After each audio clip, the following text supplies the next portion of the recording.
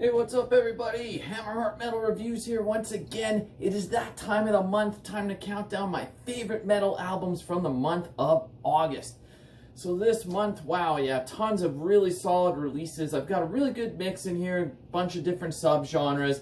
This was a hard one to rank, so even like looking at my list, if you see something like 14th or 13th or 14th place compared to something that's in like 7th or 8th place, the difference between how I consider the quality in those is not very much at all. So don't put too much stock in the ranking necessarily, other than the top couple were clearly above the rest in my opinion. But yeah, I've got about 17 albums that I want to talk about this month that I think you should go check out if you have not. So without further ado, I'm just going to get right into this. So here we go. Coming in 17th, I'm going with Hierophant and their new album Death Siege. So this is some blackened death metal from Italy. Pretty much exactly what you'd expect with blackened death metal. Maybe not reinventing the wheel here at all, but nonetheless a solid slab of blackened death. Definitely worth checking out if you're into this style of music at all. Up next at number 16, going with some legends, Gravedigger and their new album Symbol of Eternity. So of course the German legends started out more in the speed metal vein. These days, there's still like a little bit of speed metal in there, but most of this album is more mid-paced, I would say. Kind of just like traditional heavy metal anthems, but it's really catchy, very sing-alongable, solid stuff. Definitely a lot of fun to listen to. Go check out Gravedigger and their new album. Up next at number 15, I'm going with the Halo Effect and their brand new debut album, Days of the Lost. So of course, this is somewhat of a supergroup, featuring former members of In Flames and Dark Tranquillity. And yeah, just melodic death metal, got that Gothenburg sound. Exactly what you would expect here. Might have expected to see this higher on my list, but while I do enjoy this, I don't necessarily think I'm going to be going back to it a ton. There are a few songs that I do like, but as a whole, it could be a little bit better. It's not as stand out as earlier stuff from the mid-90s Gothenburg scene. Like, I would rather listen to that than to this, but that being said, it's still well done. It's still decent. I'm still putting it on this list because I think it's worth checking out, even if it's not really groundbreaking in any way. Up next, I'm going with the Somber album Monuments of Grief. So this is a one-man death doom band. The style of this is very much like early 90s, like Peaceville Trio, like think like old school My Dying Bride. This would be right at home in that era and in that style of music. Very somber, hence the name, but got some great vocals, nice pounding riffs. Exactly what I want in this style of Death Doom album. It's very well done. This could have easily been higher than number 14, but there's a lot of good albums this month. And yeah, if you're into Death Doom and have not heard The Somber, go check this album out. Up next at number 13, something completely different. It's actually, I wouldn't even consider this a metal album at all, which typically I'm only putting metal albums on this list, but I want to give this one a shout out anyways. It's a band called Avel with their self-titled album. So this is some like atmospheric folk metal from France, and this is just so chill and relaxing. It's got very like minimal vocals throughout, but it's just so peaceful and serene. I can just put this on and drift off, and sometimes I am in the mood for this kind of stuff, and this is just a really solid album for this style. Probably not going to be for everyone, especially being as most of these are heavy metal recommendations. This is not in that genre really at all, but nonetheless, if you're into folk music and just something that's calm and peaceful and very atmospheric, go check this album out because, yeah, it's just very easy to listen to. You almost don't even notice it's on. Really good stuff. Up next at number 12, let's go with some power metal. Back to Germany with Hammer King and their new album Kingdemonium. So this one, just such a fun, sing-alongable album. Exactly what I look for in this style of power metal. Kind of a mix of like traditional heavy metal and power metal. Just soaring choruses, really epic stuff that you're going to march to war and chant these songs. Just, yeah, pretty much sums it up in a nutshell. If you're into old school power metal, go check this album out. It's just a super enjoyable, fun time. Up next at number 11, I'm going with Aldur Freyja and their album Thy Kingdom Cold. So this is some black metal from the UK. There is a huge early Immortal influence on this. Like, think Battles in the North, Pure Holocaust. This album sounds almost like identical style to those. The froggy vocals are very reminiscent of Abbott, and even the riff styles, this music sounds almost identical to that style. So if you like early Immortal, go check this album out. It's very solid stuff, really enjoyable black metal. Check it out. Just missed out on my top 10. So now into the top 10, my 10 favorite albums from the month of August. So just coming in 10th place is a band that I have heard of before, but I've never really dove into. So this is actually the first album I'm hearing by them, even though they have a very long career, and that is Tad Morose with their new album, March of the Obsequious. So this is some like proggy power / heavy metal from Sweden. Really reminds me a lot of a band like Crimson Glory, with excellent vocals and just really great like progressive style riffing. Based on this album, I feel like I need to go explore their discography some more. So if you are a Tad Morose fan, let me know down below which albums I should start with. What should I go check out? Because this one really impressed me. I'm putting it in my top 10 of the month. Really solid stuff. And yeah, I'm going to be exploring their discography a little bit more based on this. Up next at number 9, I'm going with Overhex and their album Kaghervina. Probably mispronouncing that. This is some atmospheric black metal from Belgium. It's a one-man band. It's got very raw sound and raw production, but I really like it.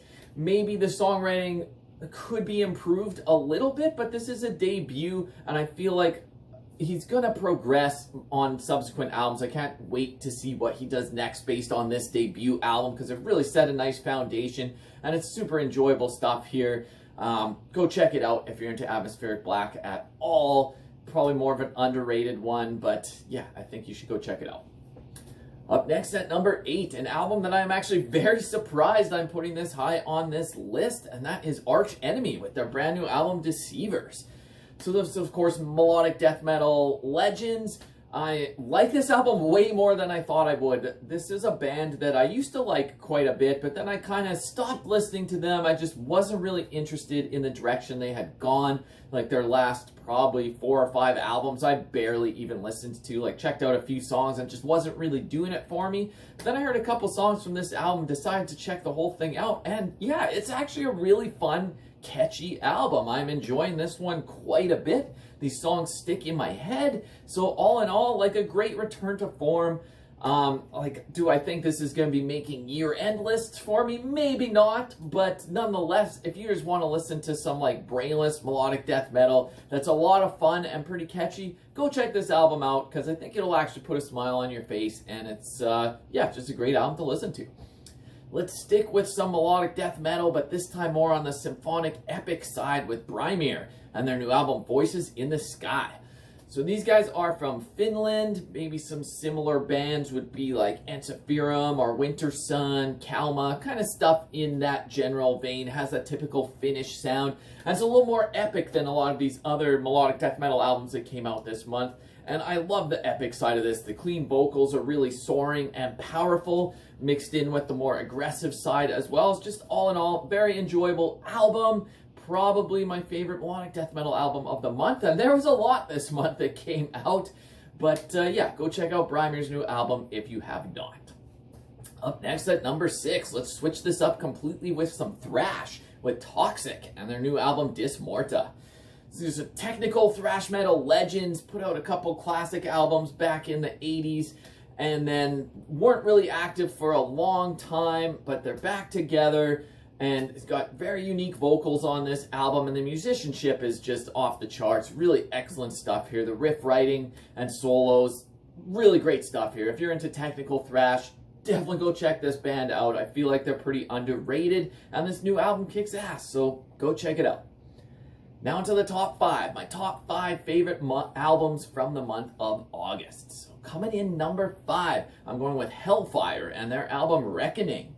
So this is kind of a blend of traditional heavy metal with some speed metal. Definitely a very big Iron Maiden influence in both the vocals and the guitar melodies. And this is just really awesome stuff here. Super catchy tunes, and you can tell they're just having fun. The vocals are great. It's got a song like Medieval Cowboys. Like, obviously you can't take that too seriously, but it's just fun stuff, and the twin guitar harmonies are really on point here. Really awesome stuff. If you're into your traditional heavy metal in this style, strongly recommend this. I feel like this one's underrated as well. Go check out Hellfire.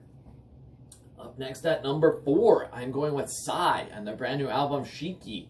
So of course, Psy, Japanese legends, been around a very long time, very avant-garde, experimental black metal, very weird, but the album is engaging and it keeps you guessing. You never really know what's coming next with the Psy album, and this one is no different.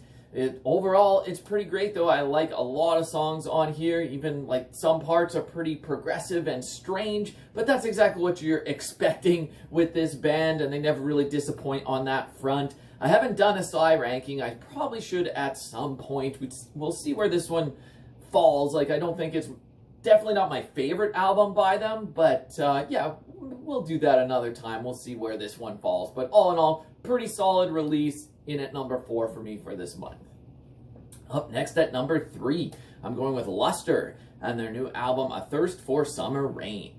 So, of course, is a one-man ambient black metal project from Sweden. It's been around quite a while and has developed very typical sound, very unique to Luster. You hear it and you just know that it's him right away. It's very tranquil music that you can just drift off to, soothing keyboard melodies with just hints of black metal rasping. That's really the only thing that makes this black metal, is the rasping, which is very unique for sure. You can't really even understand too much of what the vocals are saying, but it suits it too. It's kind of pushed to the back, and the keyboards really carry this music. There's still some guitar in there too, but this is really just, yeah, ambient music, but I absolutely love it. One of the best in this genre for sure, and this album does not disappoint. It's up there with his best for sure. Another band that I need to do a discography ranking of that I have not yet, but yeah, if you're into ambient black metal, go check out this album.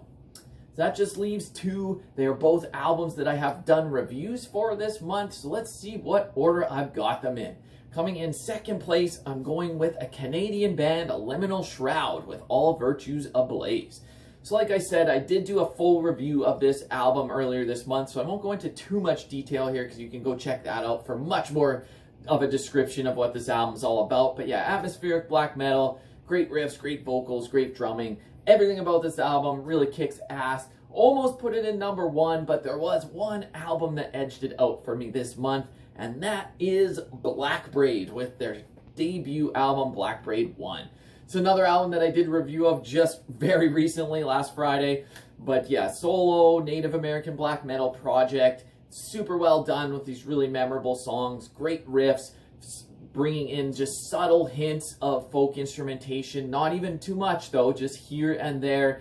But really aggressive black metal, but then you got some great acoustic interludes as well that are really beautiful and really tie the whole album together, kind of tells a story, and it's really emotional and thought-provoking and just a really well-done album. Easy choice for me to be in number 1 for the month of August. So anyways, these are just my opinions as usual. Love to get yours down below. Which albums did I miss? Which ones do I need to go check out? Or just let me know what your favorites were and let me know what you think of this list. And until next time, go give me a like, go give me a subscribe. Hammerheart Metal Reviews, out.